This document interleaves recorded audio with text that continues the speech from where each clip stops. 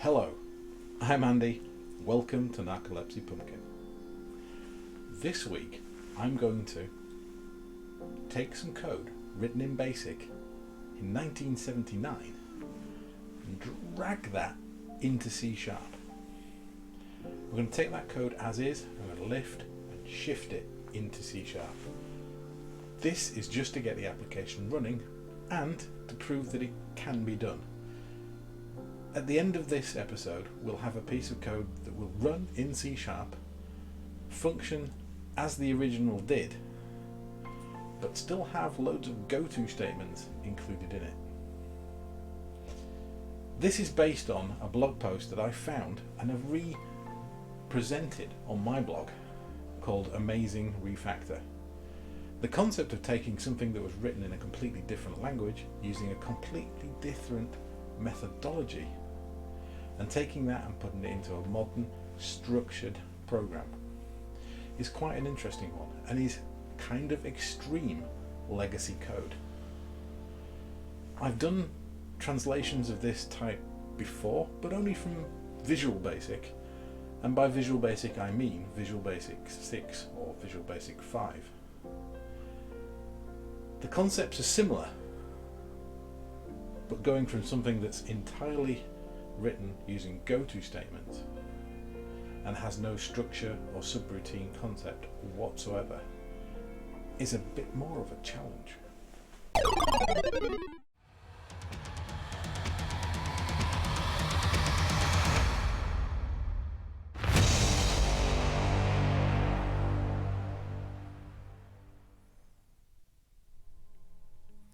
The first thing we're going to do is create a project, same way we start everything. This time it's a console application because at this point we're not doing test first, we're actually doing a legacy conversion or transition of code. This started with an article I found which I've reproduced on my blog, cleancraftsman.com, the link you've just seen on the screen. First thing I'm going to do is actually pull all of this basic code out and dump it straight in to a C# project. And as you can imagine and see, the syntax highlighting goes crazy. The other thing I'm going to pull out is we've got a little bit of a note on what some of the functions that are used inside this basic program do. This is an aid to the transition, so the best thing we can do is to copy this and put it into our code as a comment at the top. This way we can come back to that without having to go to the web page.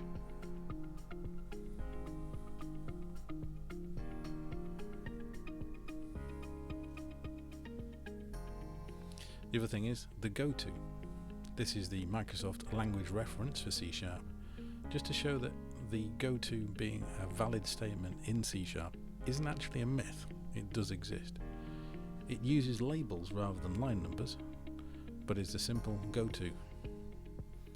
This will help us in this transition because it's a lot easier to do this in C#, having a valid goto function, than trying to do it in a language like Java, which does not.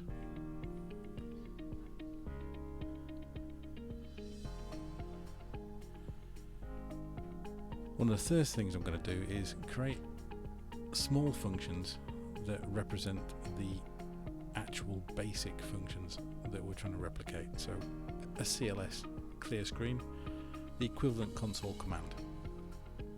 Doing the same with print. I'm actually making an assumption here that the integer being passed at the start is a position.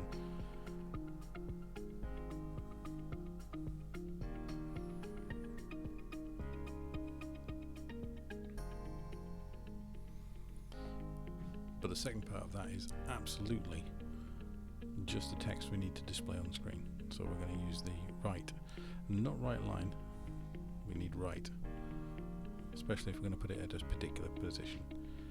I did manage to find this reference that actually details what the print and lprint functions actually do, what the parameters are and how that affects their behavior. This also identifies that the line length is actually 64 characters.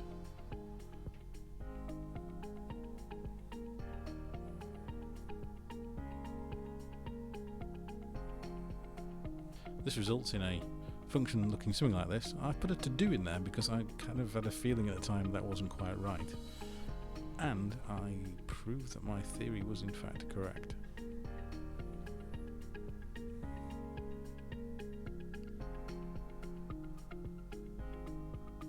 So we've converted the first few lines of this program. So it's worthwhile wiring those in now.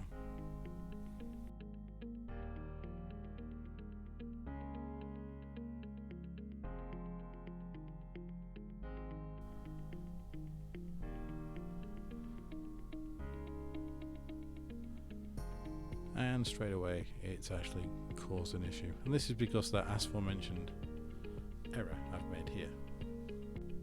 In hindsight, I could have just used the modulus operator. Now we've seen that actually work, we can just tidy a little bit of this code up.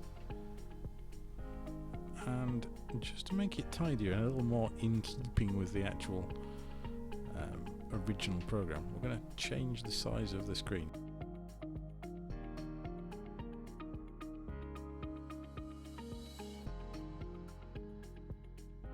So we can see the window there is actually at the rough size, so that text is centered.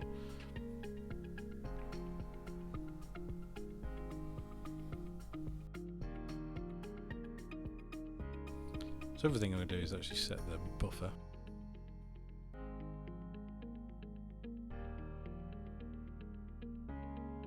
And we're going to change the statements around because we need to set the window size in the buffer.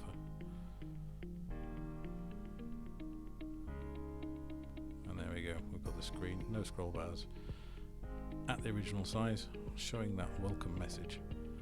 The next part of this, we're going to look at getting some data in from the console. The input method in the original basic would have been kind of generic, so you could have asked for any number of variables to be filled by it. We're going to hard code this to 2. You can also see I've used the underscore to in front of the number to allow it to be a label, so that allows it to be a label that we can go to. The colon after it signifies that that is a label.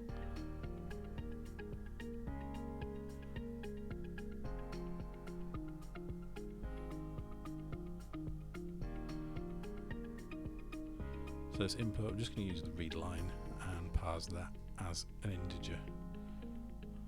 Relatively simplistic way of doing it.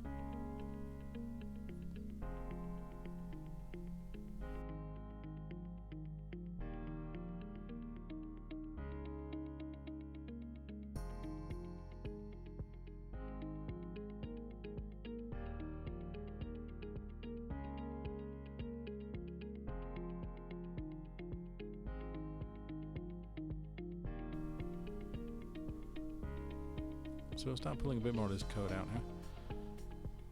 Again, keeping the line numbers, so effectively we've produced pseudo line numbering in C# by using these labels. Prefix of an underscore with the original line number from the basic code.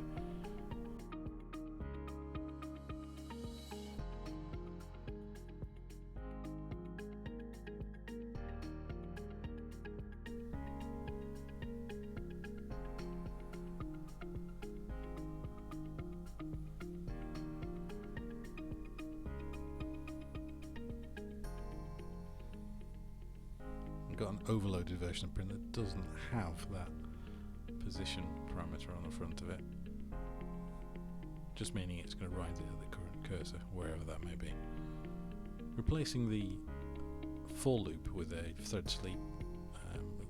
Found that throughout this piece of code there's loops to cause it to wait.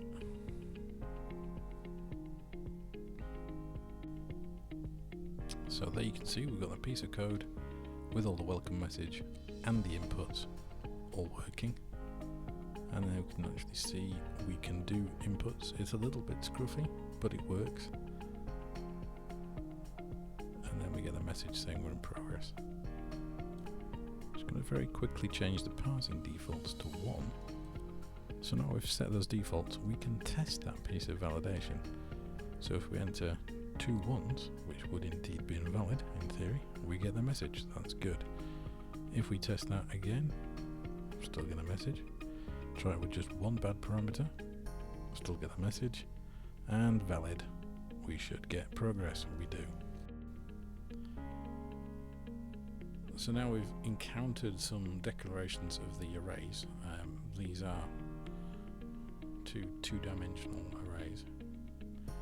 One of them is actually named v, which is a conflict with an integer variable we've already defined for the vertical height of the maze.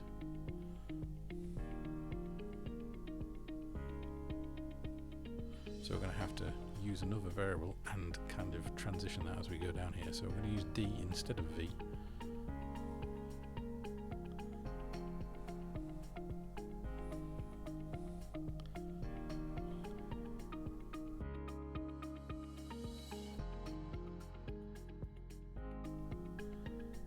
So here we've got another function that we need to define, the random function.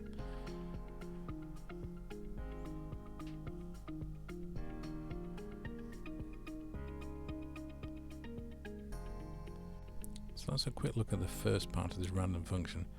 We're going to pass it an integer. It's going to return a value between 1 and that integer.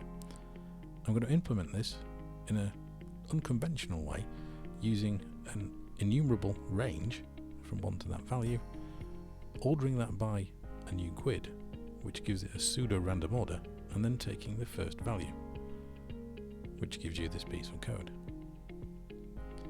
For the second part, where we're going to pass 0 and return a decimal value between 0 and 1, I'm again going to use new GUID and do a bit of division based on the hash code we get from that GUID. So just to prove that that's actually doing what we expect it to, in comes some unit testing.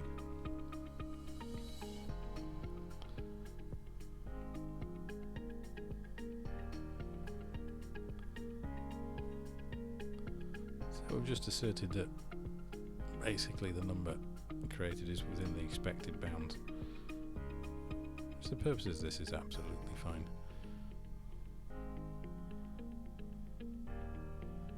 So we're testing the decimal side of it.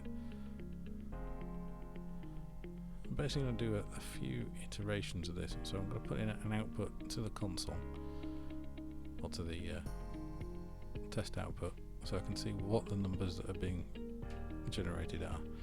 And we're coming out with quite small numbers, so I'm just going to subtly adjust that get hash code to reduce that down until we get an error, until we get a point where it's fairly stable. So that's what I've come up with. It's a bit of a strange way of doing it, but it works. And we've now got a mini suite of tests just for that rand function.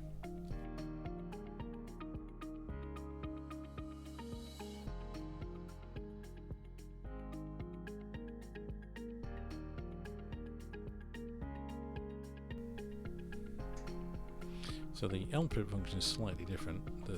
You can put a semicolon at the end of it. So what I've actually done is create an lprint underscore and an lprint.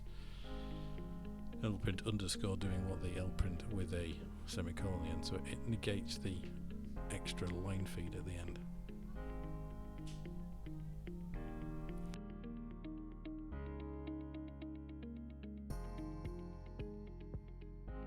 So we should start to see some output from this.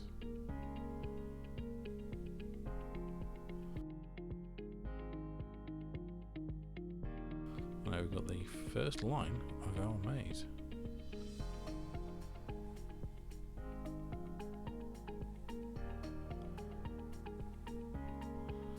So now it's really just a matter of going down all this code and pulling that into C#.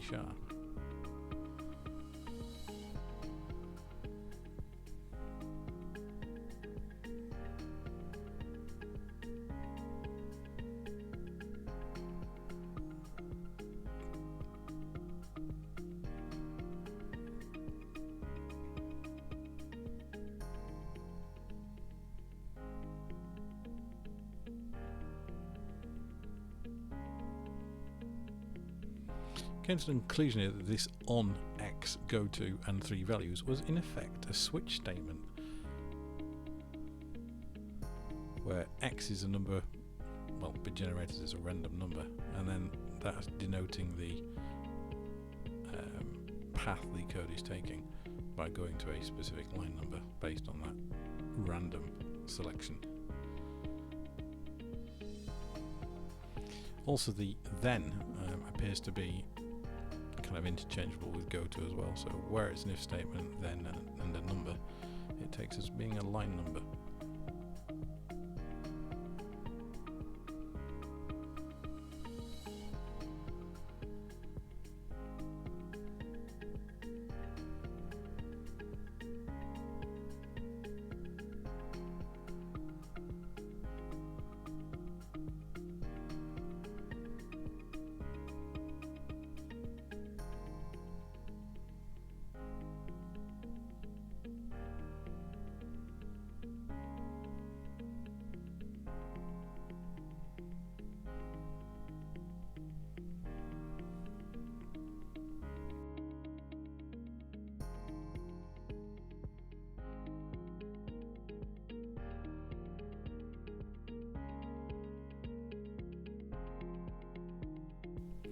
Start to adopt a generic method to converting these by using the multi-line cursor and putting the underscores and the colons in.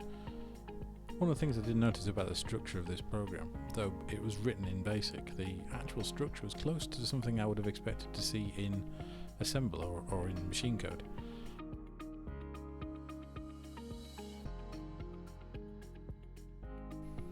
Into converting the final section now, which is just a kind of double loop which goes through the arrays and generates the resultant maze as an ASCII representation by doing lots of print and lprint functions to the screen. In doing this, I've did a few iterations, visually checking it because I didn't quite get it right first time because I missed one of the prints that wasn't negating the carriage return, and thus leaving the output side by side.